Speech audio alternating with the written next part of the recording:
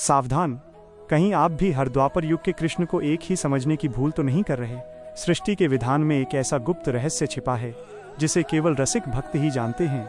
ब्रह्मा जी के 14 मनवंतरों और 71 चतुर्युगों के विशाल चक्रव्यूह में नारायण अपने विष्णु तत्व के रूप में धर्म रक्षा हेतु बार बार आते हैं, परंतु वो प्रेम का सागर, वो रूप का भंडार, वो गोलोक का चंदा, स्वयं भगवान श्री कृष्ण तो केवल एक विशेष अतिथि की भांति 28वें युग में ही पदार्पण करते हैं। तो क्या इस बार जो कृष्ण आए थे वे गोलोक से थे या वैकुंठ से? और अब जब वे अंतर्धान हो चुके हैं तो काल के कैलेंडर में अगली तारीख कौन सी है? क्या यह वियोग अब अनंत है? आइए शास्त्रों के पन्नों में छिपे इस दिव्य सत्य को उजागर करें। लेकिन वीडियो को शुरू करने से पहले चैनल को सब्सक्राइब करें, वीडियो को लाइक करें और कमेंट में जरूर लिखें राधे राधे। तो चलिए वीडियो को शुरू करते हैं। सनातन धर्म के शास्त्रों में काल समय की गणना मानव की सीमित बुद्धि से परे है। इसे समझने के लिए हमें पृथ्वी के समय से बाहर निकलकर ब्रह्मा जी के समय को समझना होगा। एक चतुर्युगी महायुग, सतयुग, त्रेता युग, द्वापर युग और कलियुग को मिलाकर एक चतुर्युगी बनती है। मानव वर्षों में 43,20,000 वर्ष। 2 मनवंतर, 71 चतुर्युगी का एक मनवंतर होता है। एक मनवंतर का एक शासक होता है जिसे मनु कहते हैं। 3 कल्प, ब्रह्मा का एक दिन 12 घंटे में 14 मनवंतर होते हैं। अभी हम ब्रह्मा जी के 51वें वर्ष के पहले दिन श्वेतवाराह कल्प में हैं। इस दिन में 14 मनवंतरों में से 7वां मनवंतर वैवस्वत मनवंतर चल रहा है और इस वैवस्वत मनवंतर की 28वीं चतुर्युगी अभी बीती है, जिसका द्वापर 5000 वर्ष पूर्व था और अभी कलियुग चल रहा है। भाग 1 सिद्धांत, क्या हर द्वापर में कृष्ण आते हैं? ये प्रश्न अत्यंत सूक्ष्म है।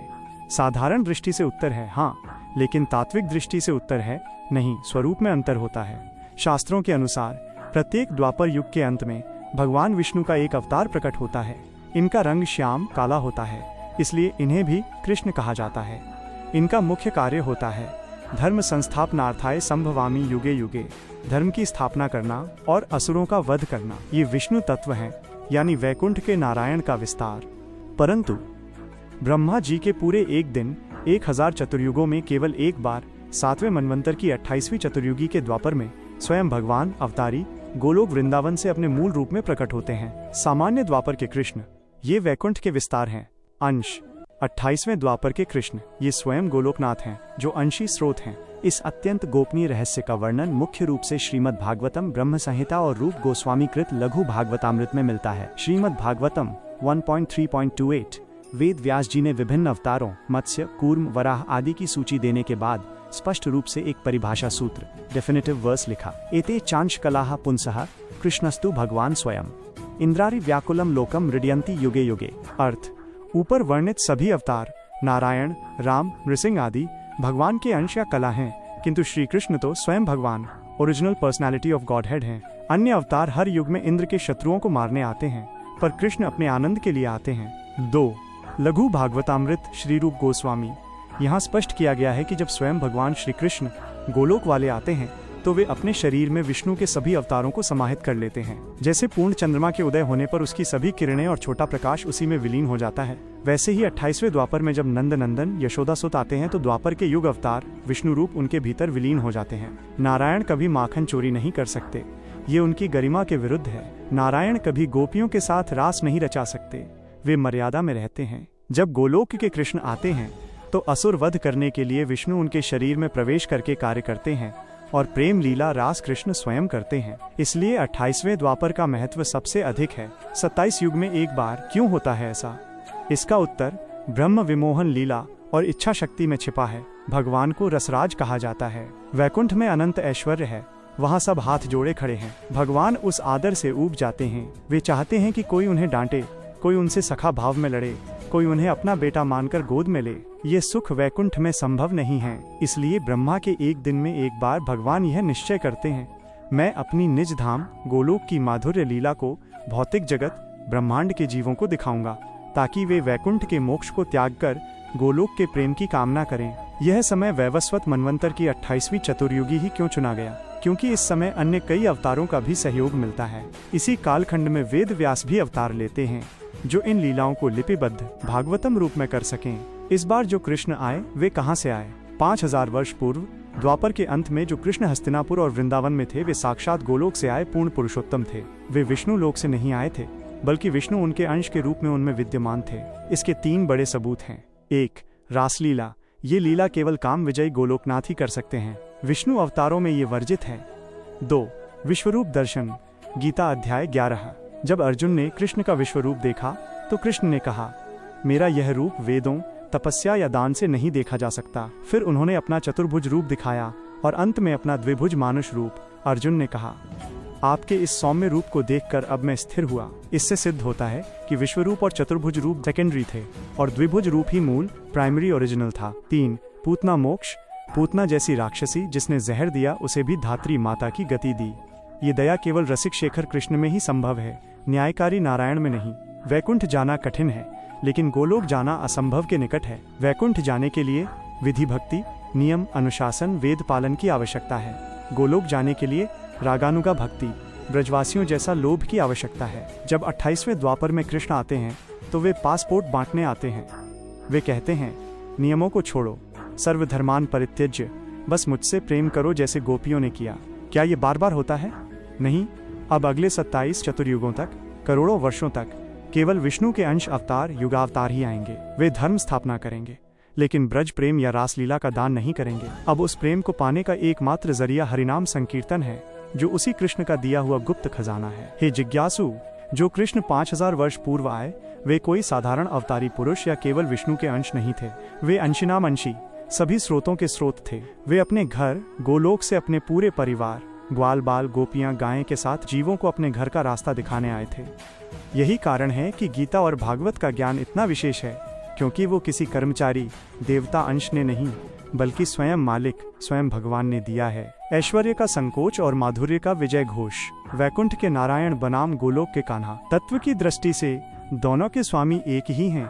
वही तत्व जब सिंहासन पर बैठता है तो नारायण कहलाता है, और जब वही तत्व गाय के पीछे नंगे पांव दौड़ता है तो कृष्ण कहलाता है। परंतु रस, स्वाद की दृष्टि से इन दोनों में आकाश पाताल का नहीं, बल्कि डर और प्रेम का अंतर है। वैकुंठ का आधार है, वो भगवान है, मैं उनका दास हूँ। गोलोक का आधार है, वो जो भी हैं सो हैं, पर वो मेरे हैं। कल्पना करें वैकुंठ लोक की। वहाँ सब कुछ मणियों और स्वर्ण से निर्मित है। वहाँ की भूमि चिंतामणि है, किंतु वहाँ कोई उस भूमि पर दौड़ नहीं सकता। वहाँ मर्यादा का शासन है। 1. ऐश्वर्य की प्रधानता। वैकुंठ में भगवान नारायण अपने चतुर्भुज रूप में शेषनाग की शैया पर या रत्न जटित सिंहासन पर विराजमान हैं। उनके हाथों में शंख, चक्र, गदा और पद्म हैं। ये 4 आयुध प्रतीक हैं शक्ति और संप्रभुता के।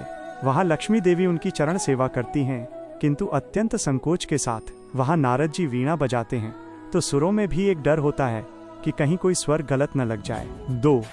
भय और आदर। वैकुंठ के भक्त भगवान को प्रेम करते हैं, लेकिन वो प्रेम दूरी वाला है। वहाँ का भक्त सोचता है, तारांकन, ये जगदीश्वर हैं, ये अनंत कोटि ब्रह्मांडों के मालिक हैं। मैं एक तुच्छ जीव हूँ, मुझे संभल कर रहना चाहिए, कोई अपराध न हो जाए। वहाँ भगवान की स्तुति वेद मंत्रों से होती है। वहाँ भगवान के कंधों पर हाथ रखने की कोई कल्पना भी नहीं कर सकता। यदि नारायण मुस्कुरा भी दें तो भक्त नतमस्तक हो जाते हैं। वे दौड़कर उनकी गोद में नहीं बैठ सकते। वहाँ पिता और पुत्र का संबंध हो सकता है, पर उस पुत्र में पिता की गोद में चढ़ने का साहस नहीं होता। वहाँ केवल और केवल दास भाव की प्रधानता है। वैकुंठ एक राज दरबार, रॉयल कोर्ट है। वहाँ का वातावरण गंभीर है, शांत है और भव्य है। वहाँ आनंद तो है, पर अपनापन का अभाव है। वहाँ भगवान मालिक हैं, मित्र नहीं। अध्याय 3. गोलोक, जहाँ भगवान भी हार जाते हैं। अब अपनी दृष्टि को उस गंभीर वैकुंठ से हटाकर गोलोक वृंदावन की ओर मोड़ें। यहाँ का दृश्य ही अद्भुत है। यहाँ कोई सिंहासन नहीं है, यहाँ धूल है, और आश्चर्य देखिए, उस धूल में स्वयं परब्रह्म लौट रहे हैं। 1. माधुर्य की प्रधानता। गोलोक में भगवान ने अपना ईश्वरत्व, गॉडहुड, अपनी जेब में छिपा लिया है। यहाँ कृष्ण ये भूल जाते हैं कि वे भगवान हैं, और सबसे बड़ा आश्चर्य ये है कि उनके भक्त ग्वाल बाल, गोपियाँ, यशोदा भी ये नहीं जानते कि ये बालक भगवान हैं। यही अज्ञान गोलोक का सबसे बड़ा ज्ञान है। इसे योग माया कहते हैं। योग माया ने भक्तों की आंखों पर पट्टी बांध दी है ताकि वे खुलकर कृष्ण से प्रेम कर सकें। 2. अपनत्व का साम्राज्य। यहाँ भय का नामो निशान नहीं है। सखा भाव। वैकुंठ में जो नारायण की ओर आंख उठाकर नहीं देख सकते, वही जीव यहाँ श्रीदामा सुबल के रूप में कृष्ण के कंधे पर चढ़ जाते हैं। खेल में कृष्ण हार जाते हैं तो ग्वाल बाल उनसे कहते हैं, तारांकन, अरे कन्हैया, हार गया तो अब हमें अपनी पीठ पर बैठाकर घोड़ा बन, और त्रिभुवन के स्वामी घोड़ा बनते हैं। क्या ये वैकुंठ में संभव है? वात्सल्य भाव। वैकुंठ में नारायण सबके पिता हैं, पर गोलोक में कृष्ण एक छोटे से बच्चे हैं। यशोदा मैया उन्हें डांटती हैं, यदि तूने माखन गिराया तो मैं तुझे छड़ी से मारूंगी। जरा सोचिए, जिसके भय से काल मृत्यु भी कांपता है, वो एक गोपी की छड़ी देखकर रो रहा है और अपनी आंखों से काजल पोंछ रहा है। ये दृश्य देखकर वैकुंठ के नारायण भी चकित रह जाते हैं। माधुर्य भाव। गोपियां कृष्ण को जगदीश्वर मानकर नहीं, अपना प्रियतम मानकर भजती हैं।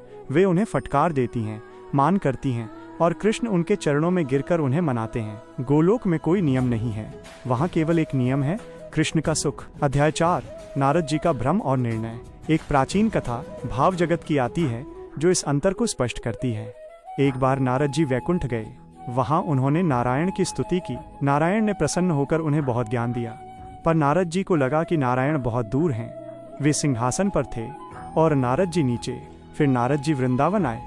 वहाँ उन्होंने देखा कि कृष्ण धूल में सने हुए हैं और दोपहर का भोजन कर रहे हैं। और आश्चर्य, एक ग्वाल बाल मधुमंगल अपने मुंह से निकला हुआ जूठा फल कृष्ण के मुंह में डाल रहा है और कृष्ण उसे बड़े चाव से खा रहे हैं।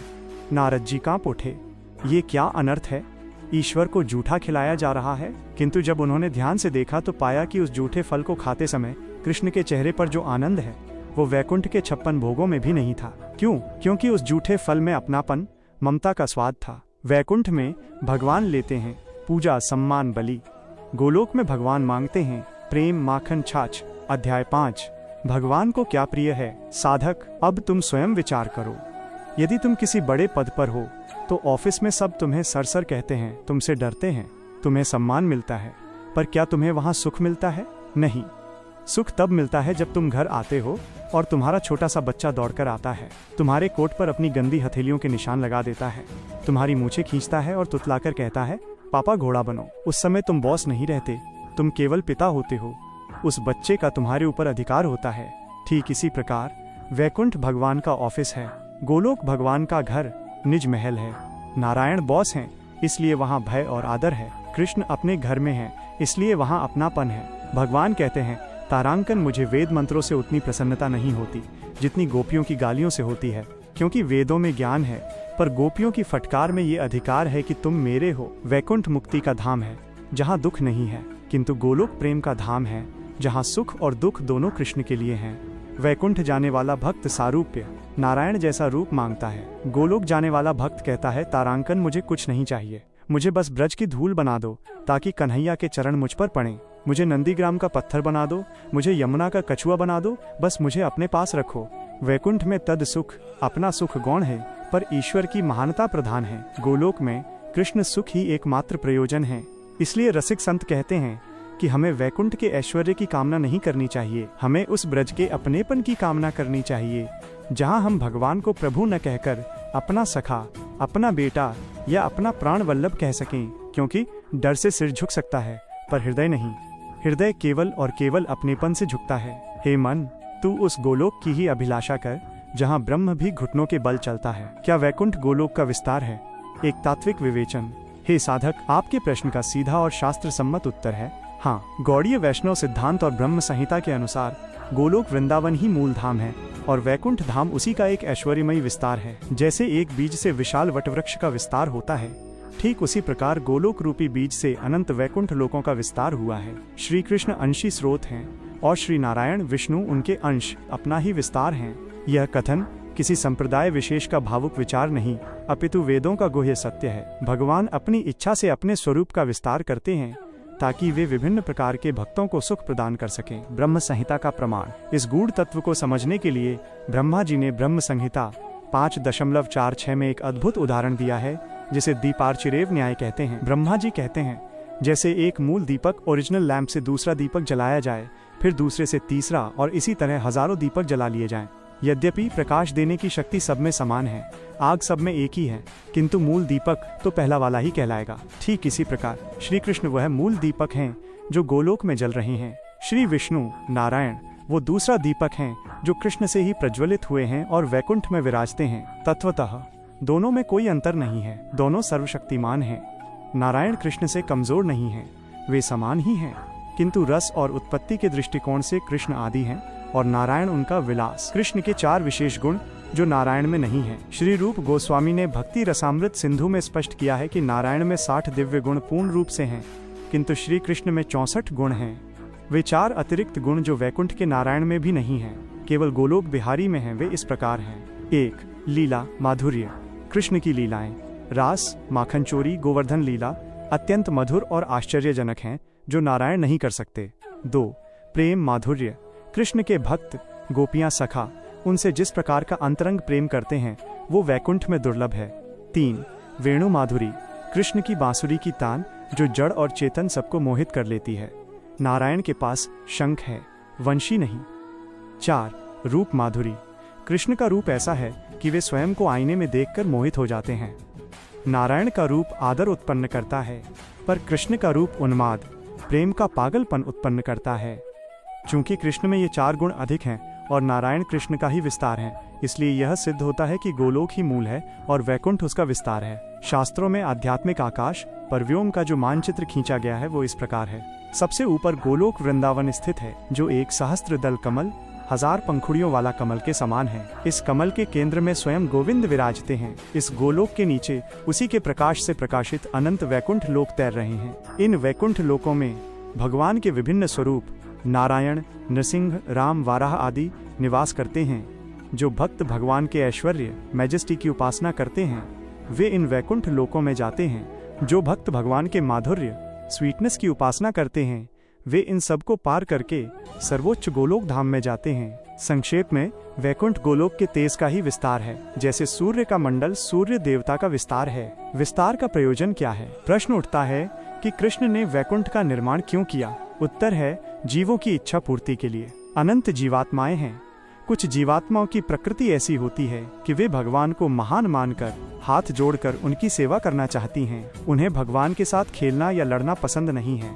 उन्हें दास बनने में ही सुख मिलता है। ऐसे भक्तों के लिए कृष्ण ने अपना नारायण स्वरूप धारण किया और उनके लिए वैकुंठ का निर्माण किया।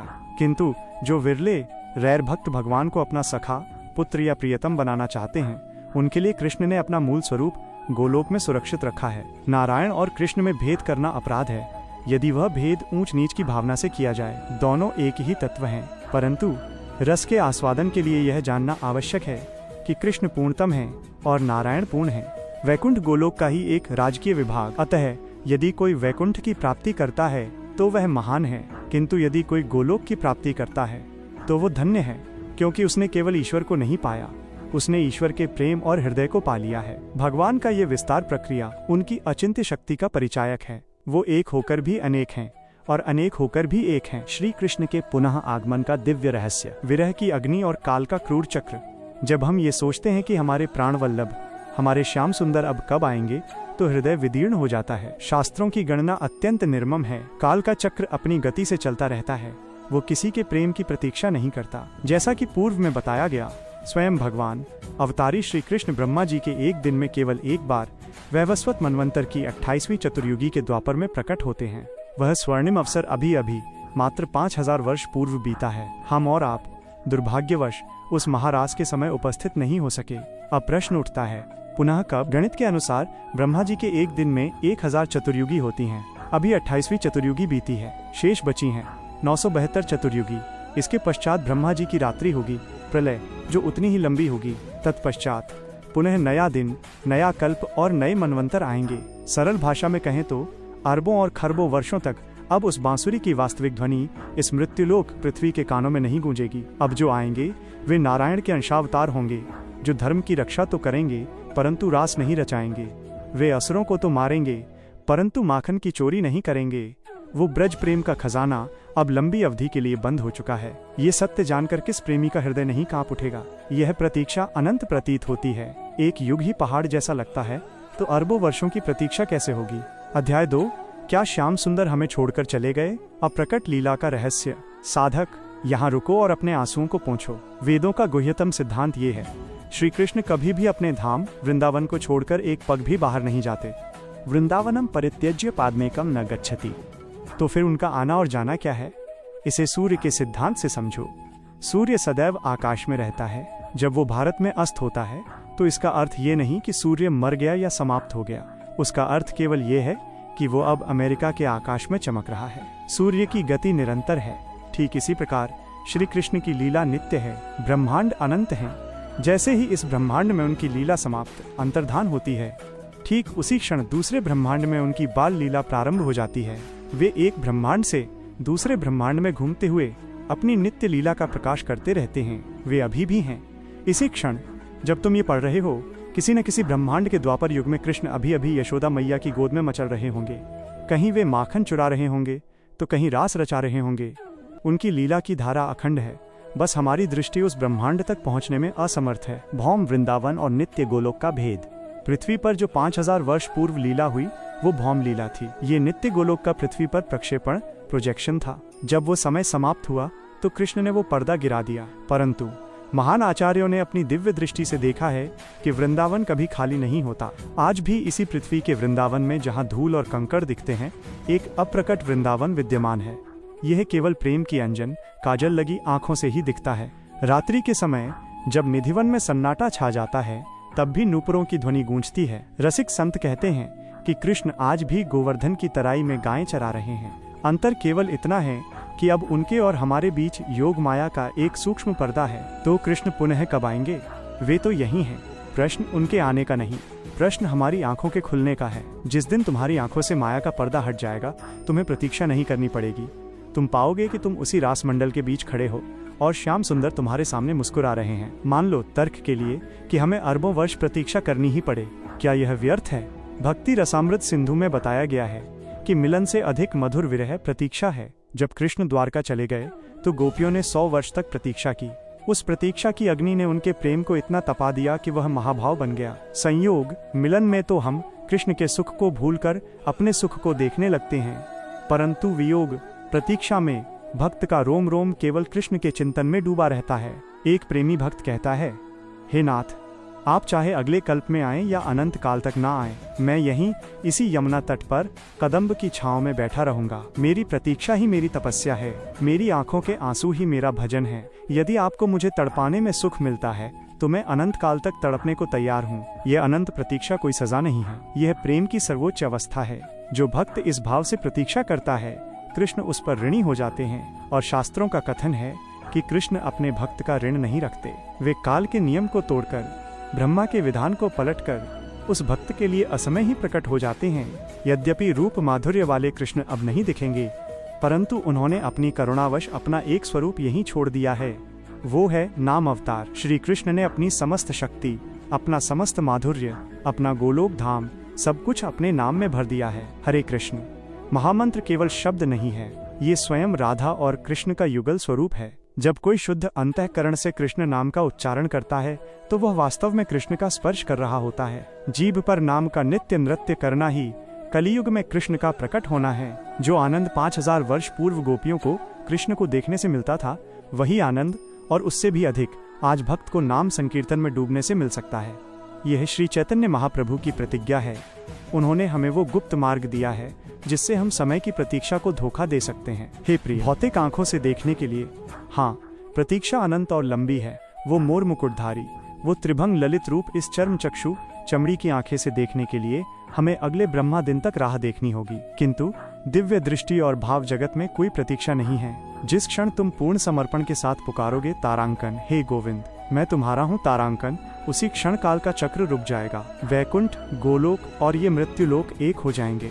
तुम्हें कृष्ण के आने की प्रतीक्षा नहीं करनी है, तुम्हें तो बस अपने हृदय को वृंदावन बनाना है। अतः प्रतीक्षा मत करो, पुकारो, गाओ, रो, क्योंकि तुम्हारे आंसुओं की धारा ही वो मार्ग है जिस पर चलकर श्याम सुंदर अभी इसी क्षण तुम्हारे हृदय सिंहासन पर विराजने आ सकते हैं। यदि आप भी सनातन धर्म के इस ज्ञान रूपी दीपक को हर घर तक पहुंचाने के संकल्प में हमारे साथ जुड़ना चाहते हैं तो इस QR कोड के माध्यम से गुप्त दान कर सहयोग करें। स्मरण रहे, दान की राशि नहीं, आपके मन का समर्पण और भाव ही सर्वोपरि है। आपके द्वारा किया गया छोटा सा सहयोग भी सनातन संस्कृति के विस्तार में एक बड़ी आहुति सिद्ध होगा। सनातन ज्ञान के प्रचार प्रसार में अपना योगदान दें और पुण्य के भागी बने। अपनी श्रद्धानुसार गुप्त दान हेतु स्क्रीन पर दिए गए QR कोड का उपयोग करें।